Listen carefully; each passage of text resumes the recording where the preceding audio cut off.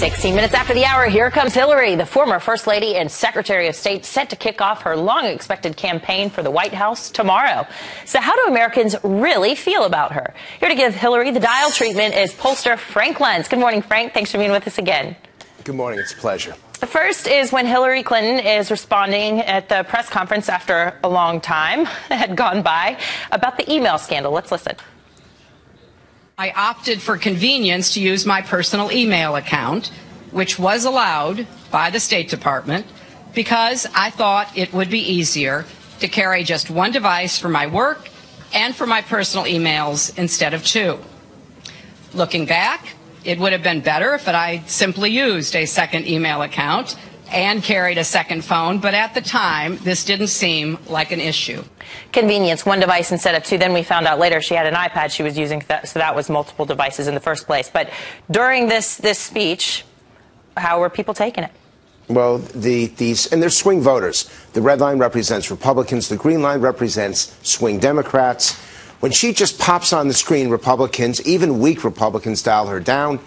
Democrats did not respond favorably to her. They were neutral to her response. And when we asked the question, why? Two reasons. Number one is that they didn't particularly like the language. They don't care about convenience. You're the Secretary of State. You have a certain responsibility, and she didn't uphold it. But the second reason is that if you notice as she's delivering her speech, she looks up to the right. She looks up to the left. She doesn't look the cameras. She doesn't look any reporter straight in the eye. We expect our politicians to tell us the truth, to look us straight in the eye, not to have to read something, but to be able to explain in detail why we did something correctly. And her presentation is very weak. Well, of course, and hopefully be in touch with the average American, at least somewhat, which is something she was criticized for when she rolled out her book, Hard Choices, and said she was dead broke when they came out of the White House. Listen to this. We had to fight a civil war. Constitution, we had to pass laws, and we're still making changes to try to move us toward that more perfect union. I don't know of any other nation that is as self-correcting, self-aware, as willing to make change in order to live up to our founding principles as we are.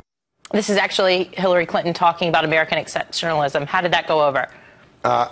Democrats embraced it. It's exactly what they want to hear from her. It's the reason why she's got somewhere in the neighborhood of an 80% favorability rating among Democrats. As you saw that red line, Republicans were neutral. They didn't respond negatively to her. When she talks about the country and greater aspirations, she'll do okay among independents and weak Republicans. But make no mistake, so much of her campaign is very partisan, very political, and very ideological, and that doesn't play with the right, and it doesn't play with the center. And finally, I have to get to this. Bill Clinton and Hillary Clinton using similar language. Watch.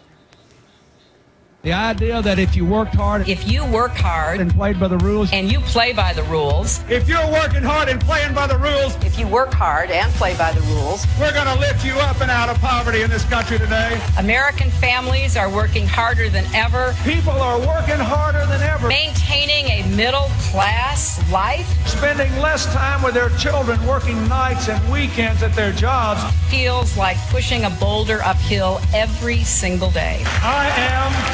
I'm a product of the American middle class. It worked for him. Will it work for her?